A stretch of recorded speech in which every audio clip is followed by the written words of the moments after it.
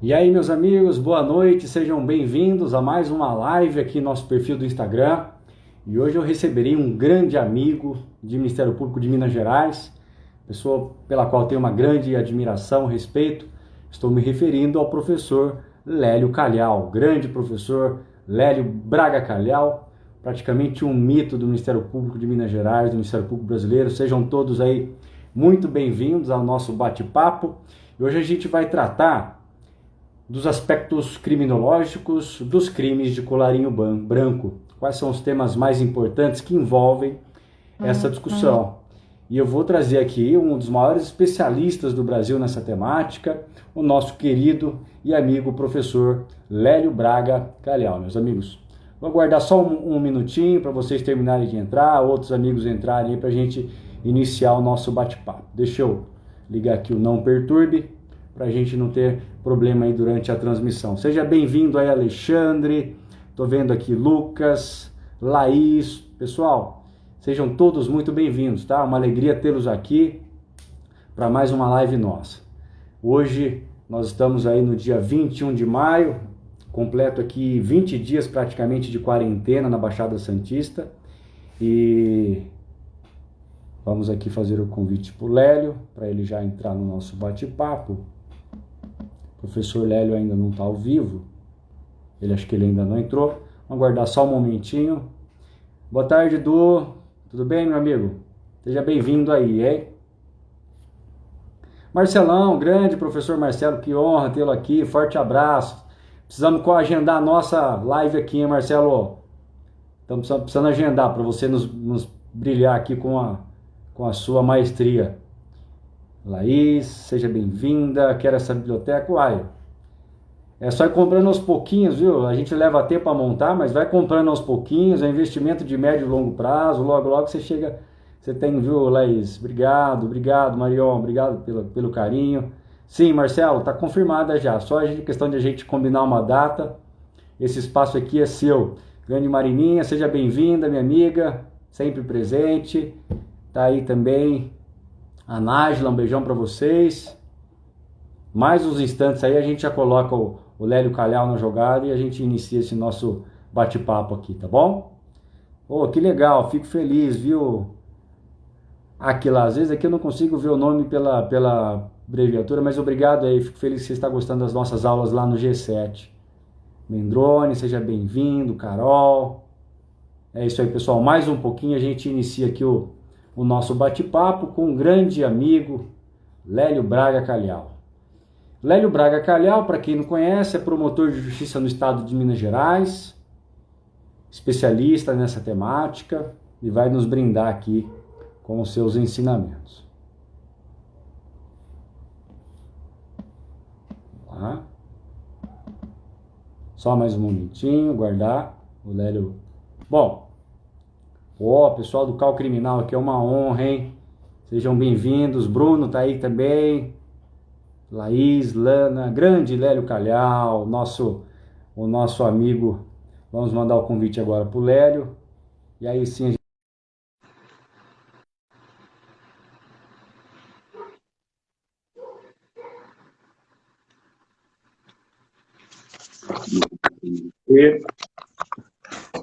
Olá, Landolfo. Tudo bom, meu amigo? Tudo bem? Espero que tudo Eu bem com tô seus te, seguidores também. eu tô te ouvindo, mas ainda não tô te vendo. Daqui a pouco, vamos ver a gente conclui a conexão. Ah, Eu vou ver aqui. Tá me-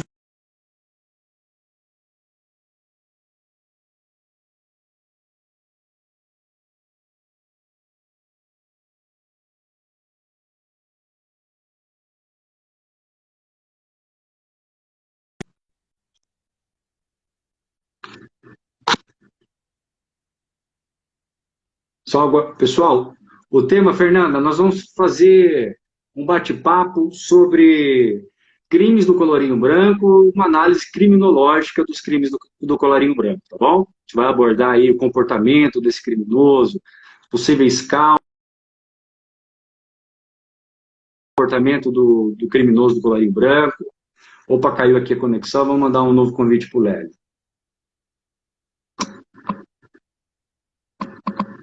Acho que ele entrou, saiu, vai entrar de novo. Vamos ver.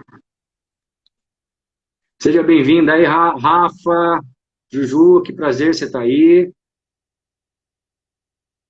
Pessoal, o áudio tá legal? Se tá legal, dá um ok pra gente, meus amigos. Seu áudio tá legal. Tá, né?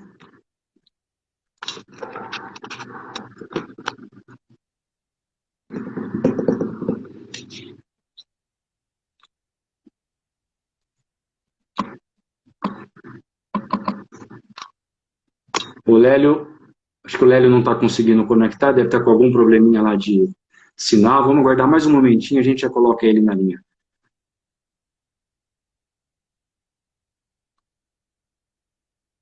Lélio Calhau, vamos lá, adicionar, vamos ver. Vamos ver se agora a gente consegue concluir a conexão. Seja bem-vindo, Diego. Agora acho que a gente vai conseguir concluir a conexão com o Lélio. Legal, obrigado, viu, pelo feedback. Então tá legal o áudio, o vídeo, vamos ver se a gente consegue agora concluir a conexão com o Lélio.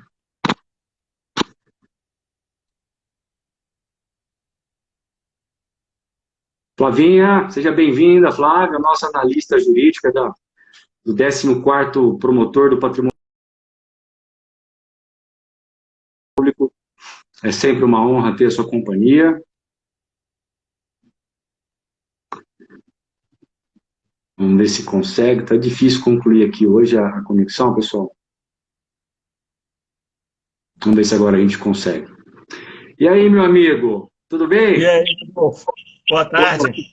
Que satisfação receber você aqui, hein? Agora eu estou te vendo e estou te ouvindo. Você está me vendo, está me ouvindo, tudo certinho? Perfeito. Está perfeito. Ah, maravilha. Ó, vou te apresentar aqui para o meu público, tá, Lélio? Depois a gente dá início aí aos nossos trabalhos, nosso bate-papo. Meus amigos, para quem ainda não conhece, o Lélio Braga Calhau é promotor de justiça no Ministério Público de Minas Gerais, é professor de criminologia da Escola Superior do Ministério Público de Minas Gerais, é autor do livro Princípios de Criminologia, que já está na 9ª edição, tá aí o livro para vocês darem uma olhada. Princípios de Criminologia está na 9ª edição, pela editora Ímpetus. Ele é mestre em Direito do Estado e Cidadania pela Universidade Federal do Rio de Janeiro, mestrando em Direito das Relações Econômicas e Sociais pela Faculdade Milton Campos. E também, o Lélio foi um anfitrião meu na grande Governador Valadares, quando eu passei por lá, né, Lélio, como promotor de justiça nessa honrosa instituição. Me recebeu como um irmão, e de lá para cá a gente não perdeu mais contato. Em primeiro lugar, quero agradecer a sua presença, agradecer o fato de você ter aceito o nosso convite. Para mim é uma grande honra, viu, Lélio, tê-lo aqui para bater um papo sobre esse assunto. Você que é um dos maiores estudiosos da criminologia hoje no país. Arrisco dizer que a pessoa mais apaixonada por criminologia que eu conheço, o professor Lélio Braga Calhau, além de ser um grande especialista do assunto. E eu achei assim bem pertinente a gente tratar dessa temática, porque o que nós estamos vendo hoje é surreal no Brasil. Investigações por superfaturamento de compra de testes de Covid, respirador para Covid, superfaturamento na construção de hospital de campanha, coisas surreais que nós estamos testemunhando. Então, achei muito oportuno nós discutirmos aí com o pessoal os aspectos criminológicos desses crimes do colarinho branco. Então, agradeço a sua presença. Eu quero dizer que esse espaço é seu, tá, Lélio? Eu vou ficar aqui mais como entrevistador. Como o nosso público é um público bem eclético, nós temos desde alunos da graduação até mestres, doutores, professores. Eu acho interessante a gente fazer uma introdução mais conceitual dos temas que vão ser conversados aqui nesse bate-papo. E para isso, eu vou fazer algumas perguntas introdutórias, tá, Lélio, para você, para aí a gente desenvolver esse tema aí de uma maneira mais objetiva. Mas agora, eu deixo aí você para fazer a sua saudação para os nossos amigos. Ô, Landolfo, muito obrigado pelo convite. Só para fazer um registro, né? Eu sou mestre pela Gama Filho. Gama Filho. Pela Federal do Rio, não. Tá, não. Sou mestrando pela Milton Campos. Tá. Lá na Gama Filho, com o Juarez Tavares, que é o meu orientador. Tá, o meu joia. tema de dissertação é sobre o direito penal mínimo. Tá. Landolfo, a questão é o seguinte, para a gente entender o crime do colarinho branco, a gente tem que entender como é que surgiu isso. E nós devemos isso muito a uma pessoa que é Edwin Sutherland. Edwin Sutherland foi o sociólogo que, em 1939, 27 de dezembro de 1939, que dia para fazer um seminário, né? Isso não ia dar certo no Brasil, não. Era o Seminário Nacional da Sociedade Norte-Americana de Sociologia. Ele, como presidente, fez um bombástico discurso falando sobre os crimes do colarinho branco. Até aquele dia, nunca se havia estudado de forma sistematizada esses crimes praticados por pessoas respeitáveis, né, e com alto status social e por sua ocupação.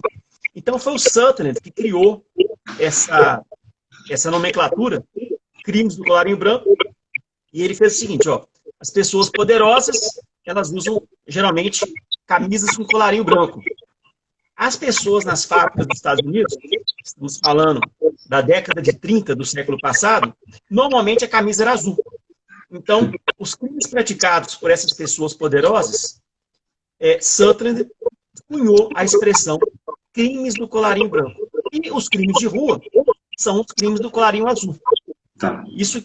Essa que é a expressão. Você falou uma coisa interessante aí, o povo está roubando mesmo, está metendo a mão no dinheiro público e... Ô, Landolfo, o que eu fico mais, assim, impressionado nessa história toda é que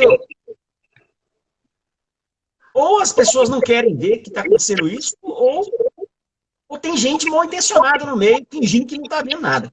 Porque, só para você ter uma ideia, Landolfo, eu tenho aqui um livro de literatura mundial, chamado O Petróleo. Esse livro já foi premiado, olha o tamanho desse livro. Isso aqui não é um livro, se isso aqui se jogar em alguém, isso aqui é um homicídio qualificado. Landolfo, esse livro aqui, O Petróleo, do Daniel Irving, esse livro aqui fala das falcatruas que aconteceram na indústria petrolífera, lá do surgimento dela até a atualidade. Impressionante como essas empresas, volta e meia, estão aqui. Mas para você ter uma ideia, Landolfo, tem uma parte desse livro aqui que tem uma citação sobre a Ida Tarbell. Doutor Landolfo e doutor Lélio colocaram o fone, o áudio não reverbera. Posso tentar. Deixa eu colocar um fone aqui, Landolfo. Tá fácil aí, Lélio? Tá. Eu vou colocar no meu também aqui. Vamos fazer essa experiência. O meu tá fácil. Obrigado pelo feedback aí, Sara. Peraí que é jogo rápido, gente. Gente, já vou antecipando para vocês que esse fone aqui é fone de jogar Age of Empires, então não assustem não, viu? Não é um fone assim muito bonito, não. Deixa eu colocar aqui.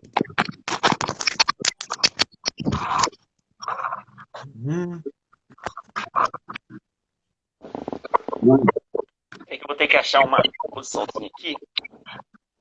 Jogo rápido, gente.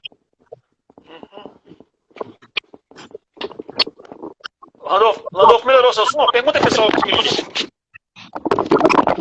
Gente, é o meu fone de jogar videogame. É o fone de jogar Age of Empires, hein? Tá. Melhorou, gente, o som? Bom, vamos embora. Pode tocar. Tá legal. Vamos embora. Então, nesse livro que eu mostrei para vocês, tem uma parte que cita uma passagem de 1904. 35 anos antes do Sutherland falar do crime do colarinho branco. Onde a Ida Tarbell, que era uma jornalista, ela vai lá e pergunta para o diretor da Standard Oil Company. Essa Standard Oil Company, gente, para vocês terem ideia, foi a maior petrolífera, foi a maior petrolífera dos Estados Unidos. Ela tinha quase 90%, ela chegou a ter quase 90% do mercado de refino de petróleo dos Estados Unidos. Imagina o poder que uma empresa dessa tinha. E ela fez tanta coisa errada, Landolfo, tanta falcatrua que você puder imaginar, formação de cartel, manipulação de preço. Ela comprava a fábrica do concorrente, ia lá e fechava a fábrica, mandava todo mundo embora para manter o preço. Era tanta falcatrua que em 1911 a Suprema Corte Americana despedaçou judicialmente essa empresa em outras menores, que tempos depois viraram essas petrolíferas que nós temos aí, vários postos de gasolina, e elas estão de novo aí. Nessa passagem de 1904, Landolfo, tem uma hora que a jornalista vira para o diretor da Standard e pergunta aqui, como é que vocês conseguem aprovar essas leis aqui para o monopólio? Vocês estão com quase 90% do mercado. O diretor da Standard vira para a jornalista e fala assim, aqui, o negócio que é muito seguinte, é muito fácil. O que acontece? Na época da campanha, eles procuram a gente e falam que está com dificuldade da campanha e tudo. A gente vai lá e faz doações.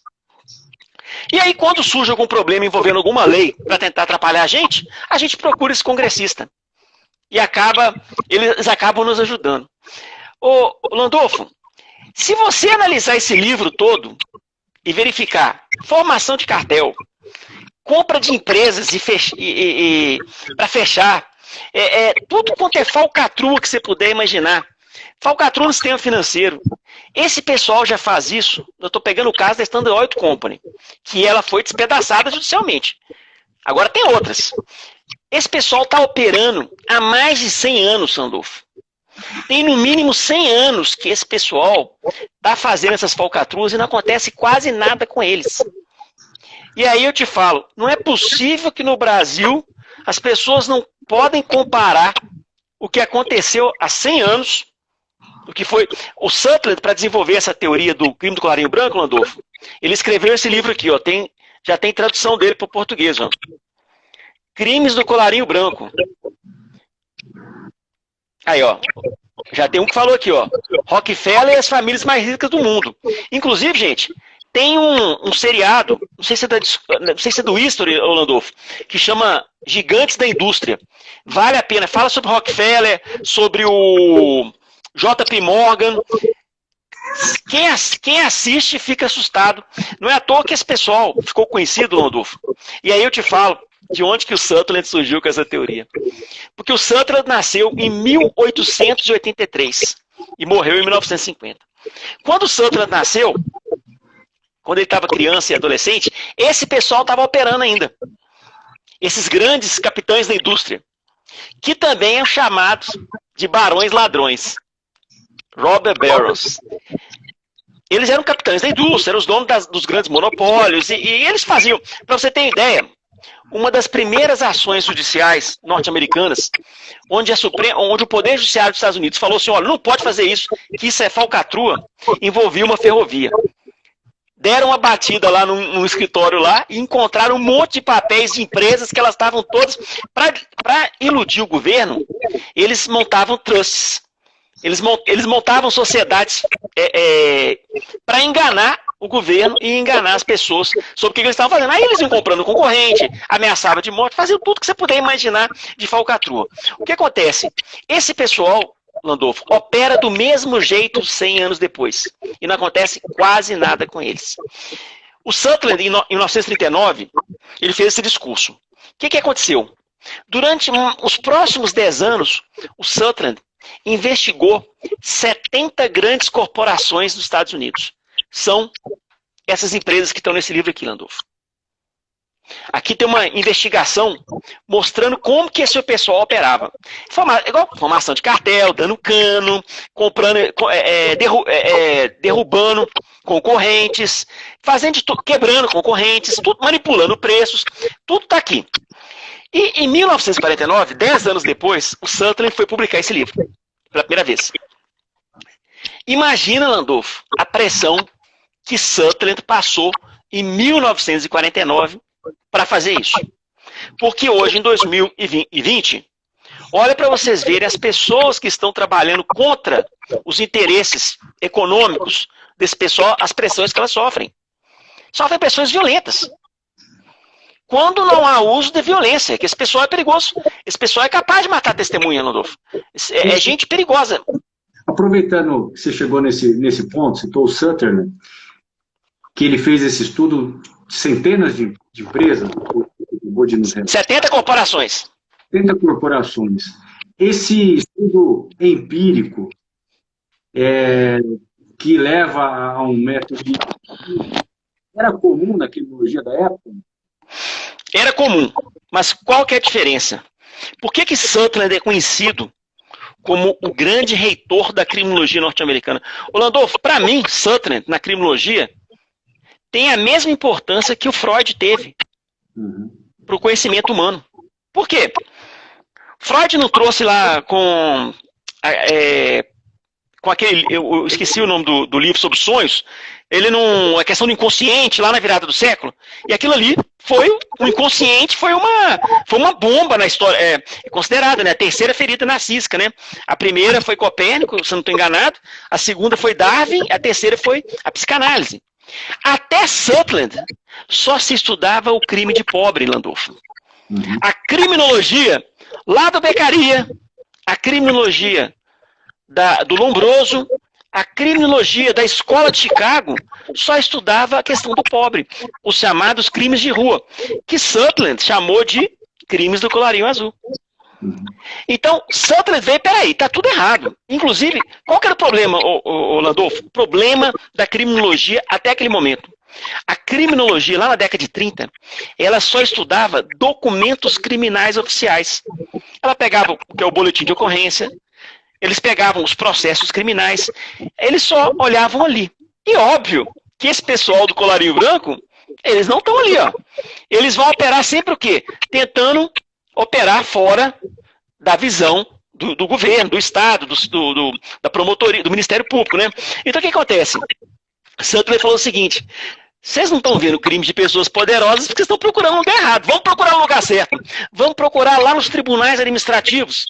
Vamos dar uma olhada nos acordos de fusão, nas compras. Vamos conferir a documentação nos cartórios dessas empresas. Vamos descobrir se ninguém está fraudando, usando laranja. O uso de laranja é uma coisa comum no crime do colarinho branco. E aí que ele descobriu. Landolfo, eu não vou falar para você algumas das 70 corporações, porque na verdade elas estão por aí, sabe? Então, pode estar dentro da sua casa e você não sabe. Algum aparelho eletrodoméstico seu pode ter um nome de uma dessas 70 empresas lá. Ô Landolfo, a pressão foi tão grande em cima do Sutherland. Gente, imagina. Um professor lá do interior dos Estados Unidos vai publicar um livro sobre o crime do colarinho branco, que ele investigou 70 empresas. Gente, olha o mensalão, a confusão que foi por causa de uma empresa. O que acontece? Pressão. Primeiro, vieram para cima da faculdade, falaram, da Universidade Indiana, e falaram assim, vocês estão querendo publicar um livro aí, então, porque não sei o que lá, tá. Pois é, né? Você sabe que a universidade precisa de doação para viver, né? Se o livro sair com o nome de todo mundo, eu acho que a universidade vai ficar sem doação. Foram na editora. Vocês estão querendo publicar um livro aí com umas investigações? O professor tal investigação. Pois é, né? Você sabe o valor de um processo judicial nos Estados Unidos, né? Que isso pode quebrar uma empresa, né? O que aconteceu? Sutherland. Como? O pessoal foi ali, Sutherland, se for publicar esse livro como você está querendo, vai quebrar a gente. Vai quebrar a editora e vai quebrar a universidade. O que aconteceu? Publicaram, Landolfo, o livro sem o nome das empresas. As 70 empresas não estavam o nome lá. Isso era em 1949. O que aconteceu? Sutherland pensou o seguinte: não tem problema. Daqui a uns 5 anos, esses crimes estarão prescritos. O que eu vou fazer? Eu publico. Olha lá, estão falando aqui, o Tiago Pimenta. É como no jornalismo, exatamente, mesma pressão. Gente, pensa bem, nós estamos falando de algo que ocorreu 80 anos atrás. A pressão era muito maior. O que acontece? Sutherland publica, então, a versão chamada com cortes, censurada do livro. No outro ano, Sutherland morre. Morreu em 1950. Vocês têm ideia de que ano que esse livro foi publicado a primeira vez com o nome das 70 corporações, gente? Ele foi publicado a primeira vez, acreditem, com o nome das corporações, em 1983. 34 anos após a publicação. O nome desse livro, Crimes do Colarinho Branco. É do Edward Sutherland. Está publicada a versão no Brasil traduzida pela editora Revan. Instituto Carioca de Criminologia. Esse livro, então, gente, foi publicado 34 anos depois. Olhem a pressão que essas pessoas fizeram para que esse livro não fosse publicado. Porque aqui tem toda a investigação que Sutherland fez. Sutherland pegou todos os documentos. Sutherland foi lá e olhou as fusões. E ele falou assim, peraí, tem falcatruas aqui do Arco da Velha. Como que o Ministério Público, o Judiciário e a Polícia não chegam nesse pessoal? Tá tudo aqui, gente.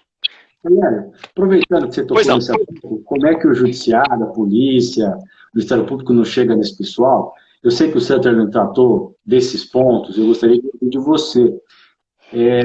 São muito conhecidas as explicações que ele apresenta para isso, as dificuldades para a punição desses criminosos do colarinho branco. Gostaria que você conversasse aqui com os nossos espectadores sobre essas dificuldades, que nós conseguimos identificá-las nos dias de hoje, elas estão extremamente atuais. Totalmente atuais. Ô Landolfo, é bem interessante a gente falar uma coisa aqui. A gente pegando um livro de criminologia, normalmente, talvez isso aconteça porque popularizou-se no Brasil aquele contexto, aquela linha histórica da criminologia que o Molina traz no livro dele, o Antônio Garcia Pablo de Molina traz, e que foi publicado no Brasil com o Luiz Flávio Gomes. Talvez seja um motivo que os livros de criminologia, e o meu também, seguem mais ou menos, é uma linha. Mas a gente sabe que a história não é uma linha, a história vai e volta. Então, dá-se uma impressão que, olha, primeiro veio a escola clássica, depois veio a escola positiva, depois veio a escola de Chicago, depois veio o Sutherland com a teoria da associação diferencial, aí o aluno dele fez a teoria da subcultura delinquente, teve a teoria da anomia. Então, existe essa linha. Mas essa linha, ela acaba gerando uma sensação errada sobre a história. Professor Diego Pureza, seja muito bem-vindo, professor de cursinho. E só para falar, Landolfo, não podemos esquecer, esse tema dessa live hoje é ponto do concurso da Polícia Civil para delegado de polícia do Paraná, de 2020, que está aberto aí. Tá no edital. Crime do colarinho branco. Então, o que acontece? Dá-se uma impressão que vem uma escola, depois vem outra, e que a escola que vem depois, ela supera a anterior. Mas, para começar, é o seguinte, quando o Sutherland morreu, os discípulos dele continuaram. Donald Cressy, que foi discípulo de Sutherland, lançou um livro sobre crime organizado, poucos anos depois de Sutherland ter morrido. Depois, os discípulos de Cressy continuaram as pesquisas sobre o crime do colarinho branco. Nós temos hoje a Sally Simpson, que é considerada, é a presidente. Landolfo, pensa bem a importância disso. A presidente da Sociedade Norte-Americana de Criminologia chama Sally Simpson, e ela é escritora sobre crimes do colarinho branco. Pensem bem como esse assunto é importante. Aliás, diga-se de passagem, se a gente pegar os anais do Congresso da Sociedade Norte-Americana de Criminologia de 2019, que foi em São Francisco, a palestra de abertura foi sobre crimes do colarinho branco. Ou seja, isso é importante para o americano. Isso é importante para o mundo. Mas aqui no Brasil, infelizmente, tem essas dificuldades. Mas falando sobre a reação penal, que isso até, o Landolfo, sua pergunta foi muito boa. Por que é difícil punir esse pessoal? E isso já caiu em concurso para delegado de polícia no Brasil em 2018. Vamos ver lá. Sutherland comenta, ele explica que existem três obstáculos que foram criados para impedir que o Estado, que a punição chegue no delinquente do colarinho branco. Vamos lá. O primeiro, o status de homens de negócio. Gente, é assim, quando existe uma certa expectativa de algumas pessoas na sociedade que cadeia é para crimes violentos, que cadeia não conserta ninguém. Geralmente esse pessoal do crime do colarinho branco é o primeiro que defende isso. Não, cadeia não conserta ninguém, por que não aplica multa? Não precisa aplicar punição para esse pessoal, isso não vai... Cadeia não conserta ninguém. São pessoas que têm dinheiro, São pessoas que possuem um status social muito forte. Gente, nós tivemos recentemente uma das pessoas mais poderosas do Brasil, uma pessoa bilionária que estava presa por envolvimento por crime do colarinho branco. E essa pessoa fez de tudo para não ser presa e enfrentou o Estado, acusou todo mundo. Mas moral da história, são pessoas que possuem um alto status de homens de negócios. E, como o Sutherland comentou, são pessoas que frequentam os ambientes dos deputados, dos membros dos ministros, dos altos membros das cúpulas dos poderes. Então, não é incomum que os filhos dessas pessoas que praticam crimes do colarinho branco frequentem as mesmas escolas dos filhos das pessoas poderosas, que deveriam estar combatendo essas pessoas. Ou a pessoa joga tênis um com o outro. O que ele pensa? Nossa, ele não pode ser um criminoso, não. Ele é uma pessoa de bem. E aí vem de novo essa parada aí.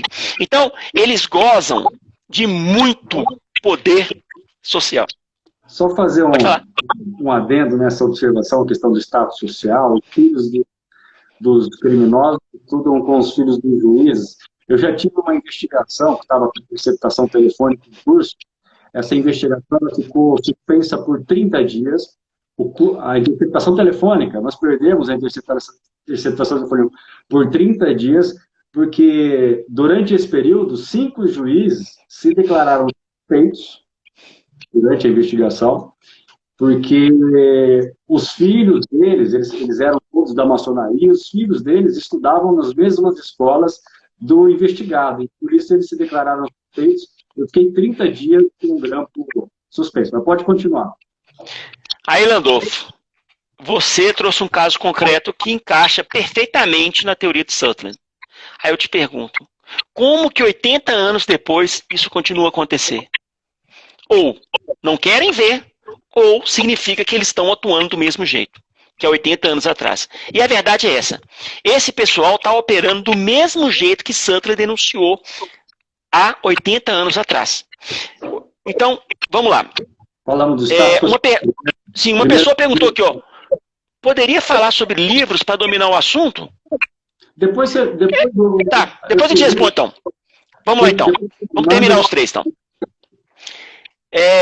Alto status de homem de negócio. Segundo, tendência de afastamento de penas. Landolfo, tendência de afastamento de penas, eu só conheço isso para rico. Eu nunca vi isso para pobre. Infelizmente, eu não sei se culturalmente, como é que isso é construído, mas existe quando se fala que, nossa, prenderam fulano porque estava desviando dinheiro do SUS. Ô Landolfo, eu fui promotor da saúde durante 8 anos. Eu acho que não existe área que se rouba tanto no Brasil como na saúde. E nós estamos vendo aí, ó. Está faltando UTIs, por quê? Porque desvia esse dinheiro. Se montar um GAECO da saúde em cada estado, vai faltar promotor para entupir esse GAECO. De tanta licitação fraudulenta, cartel, outra coisa. Essa área da saúde... Fazendo um adendo, já que você tocou nesse assunto, hoje não precisa nem de licitação, a grana está na mão das AOS, que contratam tudo licitação. Bom, mas vamos lá. Não, eu me pergunto, Landolfo, por que o Congresso não aprovou uma lei temporária sobre isso? Vamos aprovar uma lei temporária. Qualquer desvio de dinheiro envolvendo o Covid-19, a pena está multiplicada por 4. Ia dar uma diminuída. Mas cadê? Não resolve. Tá. Mostra que a pessoa vai ficar presa quase 30 anos se ela não vai pensar 2 vezes antes de fazer isso. Mas, vamos seguir. Não aprovaram, então. Mas, Landolfo, eles operam do mesmo jeito que Sutherland falou. Então, quando chega nisso aí, eu já vi juiz falar comigo, nossa, Lélio, era muito melhor para o Estado receber o dinheiro de volta do que prender a pessoa. Tá, mas se você toda hora que a pessoa praticar uma corrupção, você receber o dinheiro e não prender, o que vai acontecer? Opa! Eles vão chegar à conclusão, porque... E aí tem uma coisa interessante, Landolfo, porque eu já notei... Você já notou que como essas pessoas que são ligadas a isso aí, gostam de falar que aquelas teorias racionais, a teoria da oportunidade, que aquilo não vale nada? Não, aquilo não existe. É impossível. Não, teoria racional do crime, isso não existe. Isso não tem prova nenhuma. Por quê?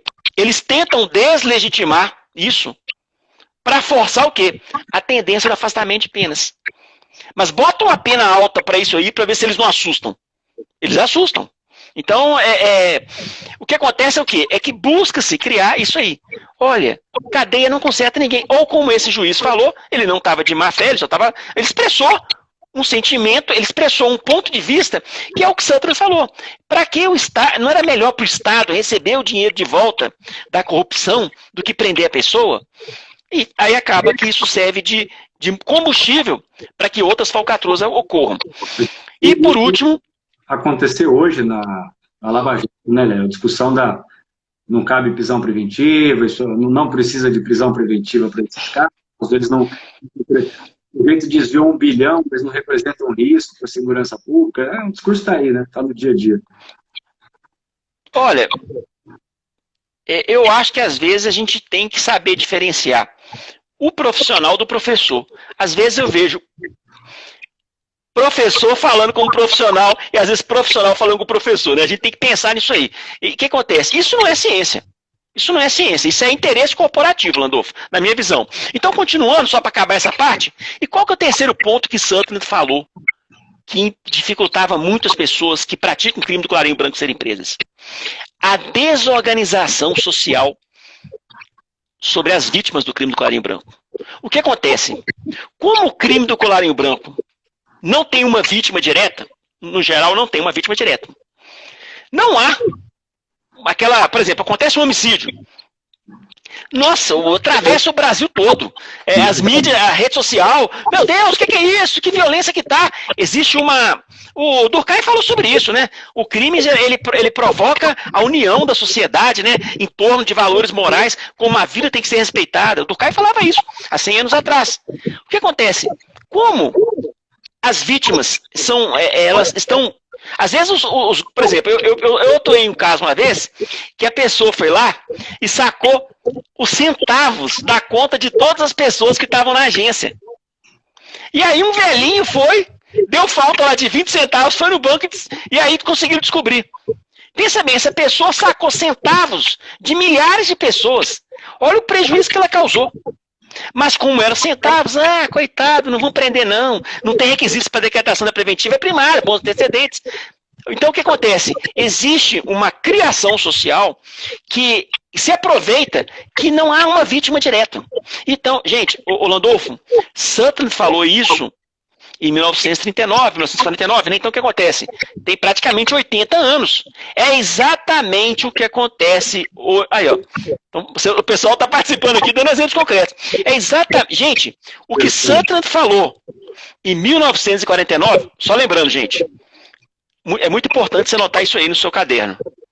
O discurso de Santana, que foi a bomba, foi em 1939, 27 de dezembro de 1939, na Filadélfia. O livro saiu 10 anos depois, em 1949. Então toma cuidado para não confundir isso na hora da prova. Landolfo, antes de passar para o outro ponto, eu queria rapidamente comentar 4 questões de concurso que caíram de crime do colarinho branco. Pode ser rapidinho? 1 minuto. 2013 teve aqui na Polícia Civil de São Paulo uma pergunta. Os crimes do colarinho branco são conhecidos por... Eu até achei estranho essa pergunta, o jeito do texto, mas a resposta seria cifra dourada. O que é cifra dourada? Cifra dourada é o conjunto de crimes das pessoas poderosas que não chega ao conhecimento da sociedade. É o do Estado, quer dizer, que não chega ao conhecimento da investigação. Isso é cifra dourada. O conjunto de todos os crimes que não chegam ao conhecimento do Estado chama cifra negra ou cifra oculta. Alguns autores utilizam isso aí. Então, o conceito de crime do colarinho branco, gente, ele está vinculado diretamente com cifra dourada. Toma cuidado com isso. Depois teve, em 2018, um concurso para a Câmara Legislativa do Distrito Federal. Perguntaram também. A chamada criminalidade do colarinho branco foi assim designada de forma pioneira no âmbito da teoria criminológica. Aí vem várias teorias. Qual que é a resposta certa? A resposta certa é teoria da associação diferencial de Sutherland. Por quê? Gente, Edwin Sutherland criou uma teoria universal para explicar o crime. Lombroso não criou uma teoria dele para explicar o crime, que o criminoso era um ser atávico, primitivo. Quando o Lombroso... nariz grande, orelha de... Mas é interessante, né? Porque a gente lembra daquelas questões externas que o Lombroso falou, mas a teoria de Lombroso é sobre o atavismo, que é aquela degeneração, que o criminoso seria tipo um homem primitivo. Algumas teorias da criminologia não são assim. Elas buscam explicar situações pequenas. Por exemplo, a criminologia verde procura explicar os crimes contra a natureza. A criminologia feminista, os crimes envolvendo as mulheres. A teoria da subcultura criminal, as gangues. Mas Sutherland fez uma teoria universal, tipo a que Lombroso tentou fazer. Ele falou o seguinte: olha, esse pessoal que está falando que crime vem da pobreza, da desorganização social, da falta de estrutura familiar, está todo mundo errado. Porque rico e pobre pratica crime do mesmo jeito. Então o que acontece? Para Sutherland, o crime era aprendido. Como? Eu me interagindo com as pessoas, eu aprendo a trabalhar, eu aprendo a tratar bem as pessoas, eu aprendo a escrever melhor, e eu aprendo também a roubar dinheiro público. Então, assim, o que o Sutherland falou? A pessoa aprende tanto atos lícitos como atos ilícitos. Então, essa teoria é a teoria da associação diferencial. E também, só por último, tem uma questão que caiu, Landolfo. Nós temos aqui da banca Vunesp, né? São Paulo é Vunesp, né? Que chama? Vunesp, né? Sim.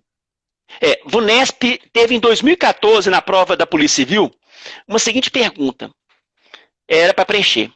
Os estudos da sociologia criminal de Sutherland estão principalmente ligados aos crimes de... Tema da laje. Com foco nos Estados Unidos.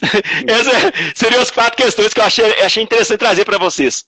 Interessante você ter mencionado a teoria da associação diferencial para explicar para os nossos espectadores que não necessariamente estudam criminologia, porque ela não é matéria obrigatória, por exemplo, que o curso do Ministério Público, para magistratura cai alguma coisa, mas o Ministério Público não cai, mas hoje está caindo na Polícia Civil, Defensoria Pública.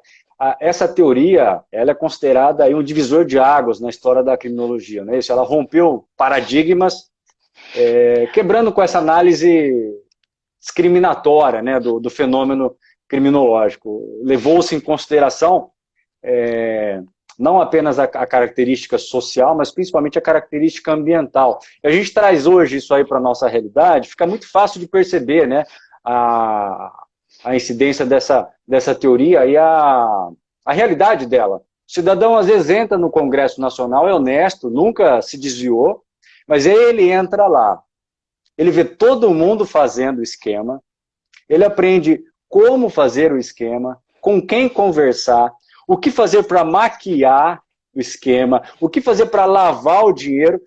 Isso aí, na rotina dele, se torna uma coisa natural e ele passa a reproduzir esse comportamento. Essa mais ou menos a ideia, não é, da associação diferencial. Com certeza. Né, e que se aplica muito facilmente para esses crimes no mercado de capitais. Eu não sei se você lembra, Landolfo.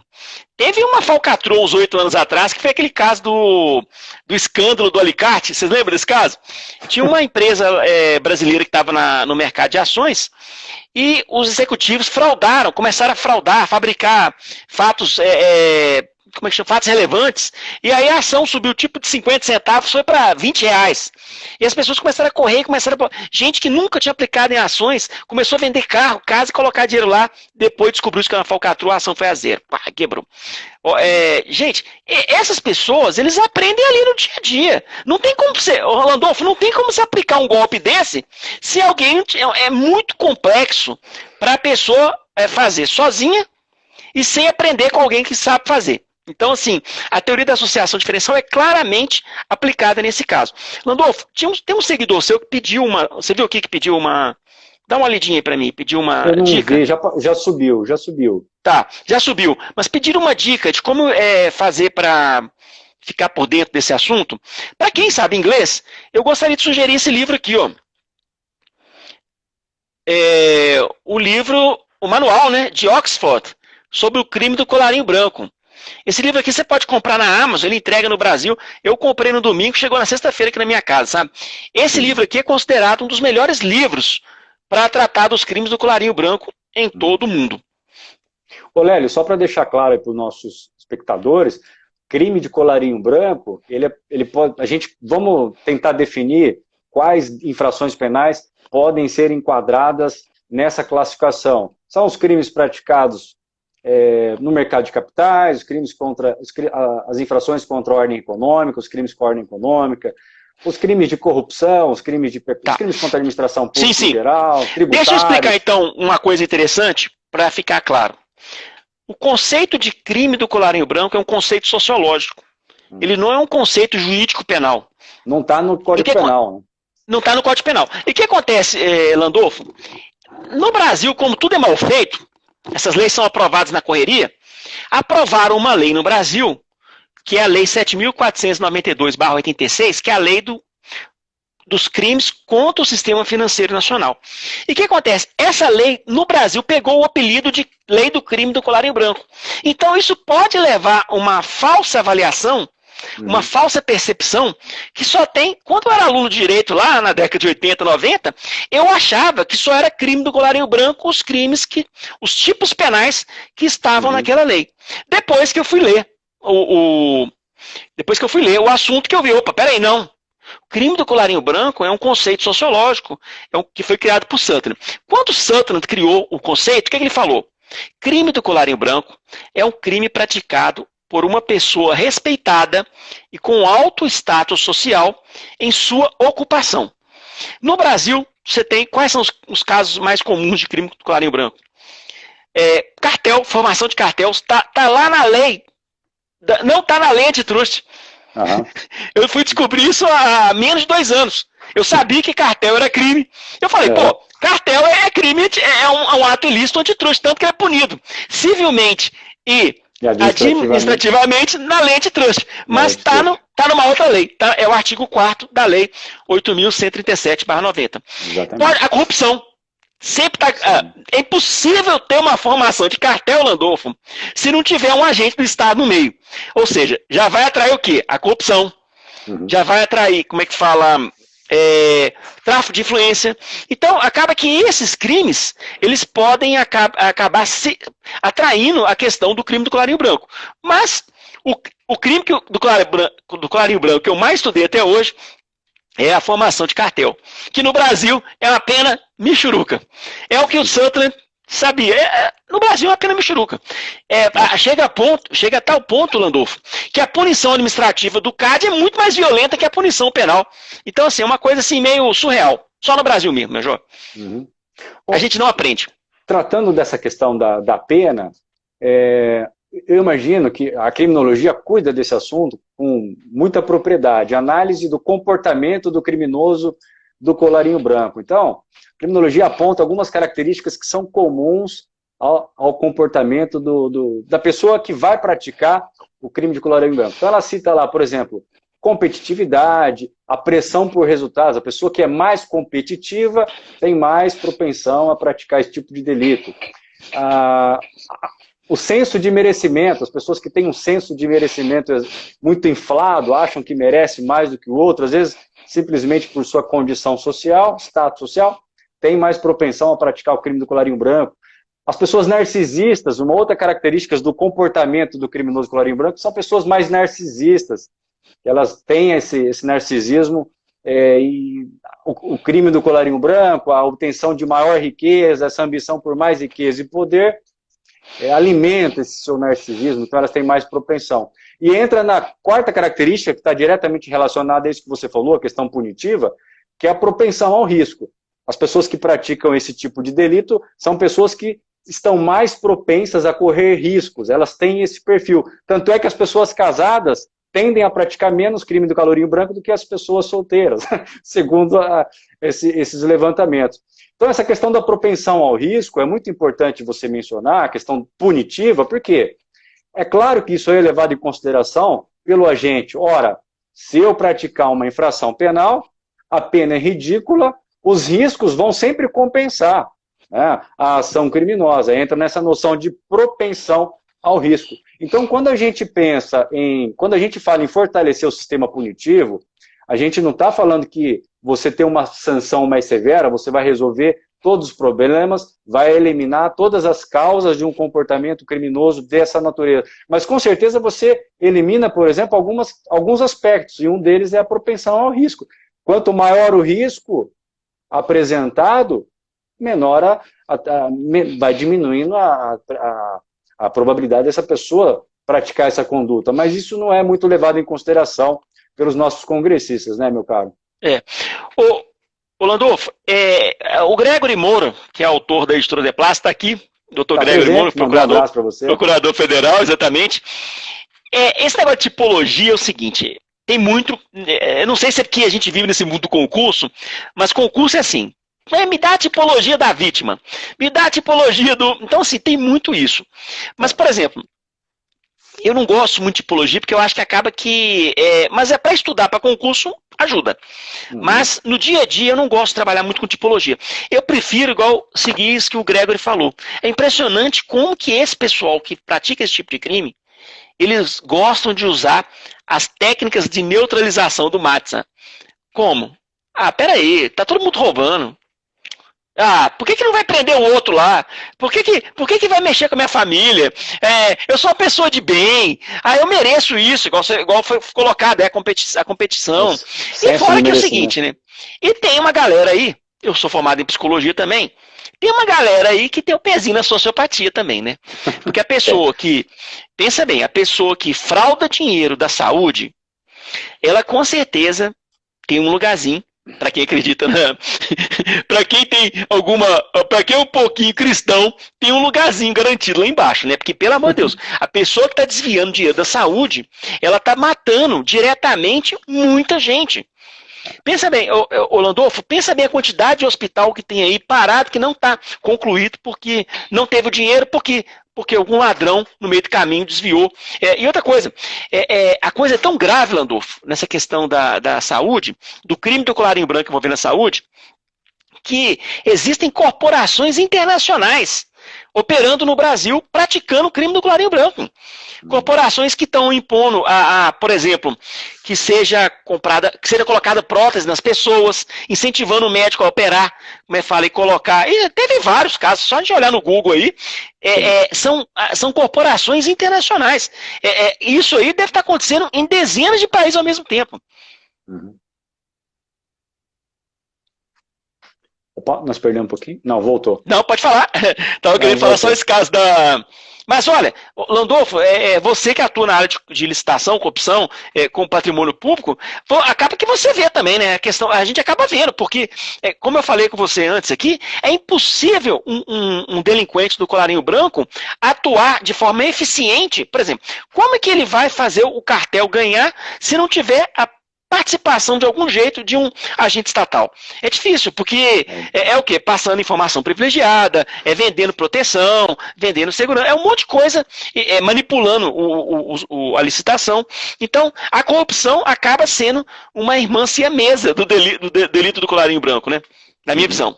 Sim, com certeza. E no cenário atual, Lério, quando a gente pensa nesse aspecto mais preventivo e punitivo, na área de prevenção desses crimes, nós tivemos algumas inovações recentes que contribuem bastante. Aqui eu cito só, para ficar no exemplo, a Lei Anticorrupção Empresarial, que tem como foco principal o empresário, o comportamento do empresário, que se relaciona com o poder público e impõe ao empresário hoje, né, a necessidade de estabelecer o seu programa de integridade, né, as regras de compliance, que é uma das medidas internacionalmente consideradas como uma das mais efetivas para a prevenção de desvios de condutas, né? E na esfera pública, a gente pode citar nessa linha de prevenção, a necessidade de maior transparência por parte do gestor público, né? Disponibilizar no portal da transparência do seu município, do seu estado, da União, todas as compras, né? Discriminando aí os dados, para que a sociedade civil possa fazer um controle em tempo real dessas despesas. Isso está acontecendo agora também, né? Durante a pandemia, no combate à pandemia do Covid-19. Todas as despesas que estão sendo feitas sem licitação, elas têm que se tornar públicas em portal de transparência, mas essa semana mesmo eu tive acesso a uma relação do Tribunal de Contas do Estado de São Paulo. O Estado de São Paulo, que tem aí prefeituras bem estruturadas, existe uma centena de municípios que ainda não divulgou os gastos que estão sendo efetuados no combate ao Covid. Eu não tenho nenhuma dúvida de que muito problema vai surgir daí, dessa falta de transparência. Né? É igual, Landolfo, não sei se você concorda, tem lugar que parece que a prefeitura pede para você cadastrar e botar senha para ver esse tipo de informação. Isso é um absurdo. Isso é um absurdo. Isso aí tinha que ser considerado improbidade. Porque, poxa, isso é para dificultar o popular ter acesso à informação para fazer a fiscalização, né? Com certeza. No aspecto punitivo, semana passada mesmo eu estava conversando com um colega em comum que nós temos, um amigo em comum, o Gregório Sagra, e ele citou, né, a necessidade de você aperfeiçoar também o processo penal, porque esses crimes de colarinho branco, eles ofendem bens coletivos. E aí tem aquela característica de vítimas difusas, né? Não tem uma vítima determinada, é uma coletividade, é um grupo de pessoas, né? Você pratica um crime no mercado de capitais, uma infração, um cartel, né? Uma infração penal contra a ordem econômica, uma infração fiscal, você pratica um crime de corrupção, peculato, as vítimas são difusas, são pulverizadas. E o nosso hoje modelo processual penal, ele não tem a preocupação de se adaptar para uma tutela mais efetiva desses bens jurídicos. E aí vem a questão da legitimidade. Poderíamos ampliar a legitimidade na ação penal nesses casos, porque nós não temos uma vítima que faça aquele papel, né, de entrar com uma ação penal subsidiária, caso o Ministério Público não tome a providência. Nós poderíamos prever essa possibilidade para os colegitimados aí na esfera coletiva, para ação civil pública, e também a questão da coisa julgada. Às vezes você condena um cidadão por um crime de peculato, desviou R$1 bilhão, e essa sentença, você, na esfera civil, você não pode encaminhar esse recurso para o fundo, porque não tem previsão legal para isso, vai ter que entrar com uma ação civil pública, enfim, uma série de situações que inviabilizam uma tutela mais efetiva desses crimes de colarinho branco na esfera penal. Também vejo a necessidade de aperfeiçoar o modelo processual penal para dar uma tutela mais efetiva para esses bens que têm características diferentes. Né? Ô Landolfo, por exemplo, quando você é criminólogo, geralmente você trabalha um pouco com uma visão um pouco diferente da situação. Por exemplo, minha visão pessoal, para mim, pacote anticrime foi péssimo, foi uma lei aprovada na pressa, houve uma batalha de bastidores, onde grupos que estavam defendendo interesses privados foram lá e conseguiram convencer os congressistas a aprovar através de convencimento a votar. Não, muda isso aí, o Ministério Público não pode fazer isso não e tal. O que acontece? Eu só fico pensando o seguinte, como que essas pessoas que se dizem cientistas vão lá fazer isso? E nós temos um PL aí, o PL 7006 de 2006, Landolfo, que trata da implantação da justiça restaurativa no Brasil, no processo penal. Ele está desde 2006, vai, volta, arquiva, vai para a comissão, sei lá. Não houve um interesse, não há interesse. Essas mesmas pessoas que foram lá fazer lobby no Congresso para esse projeto, esse pacote anticrime, sair com a total... Para esvaziar, esvaziaram. E outra coisa, é só você olhar as lives aí que eles estão fazendo aí, ó. Landolfo, eu assisto live de tudo quanto é lado. Falou que é coisa criminal, eu assisto. Eles já estão se gabando. Fomos lá e vencemos mesmo. Olha, eu vou te falar uma coisa. Quem perdeu foi o Brasil. O Brasil perdeu. Mas o que acontece? Porque muitas vezes, algumas pessoas gostam de posar de cientistas, mas estão ali fazendo defesa de interesses privados. Eu fico muito triste. Porque por que essas pessoas que são cientistas não vão lá e ajudam a aprovar o PL 7.000?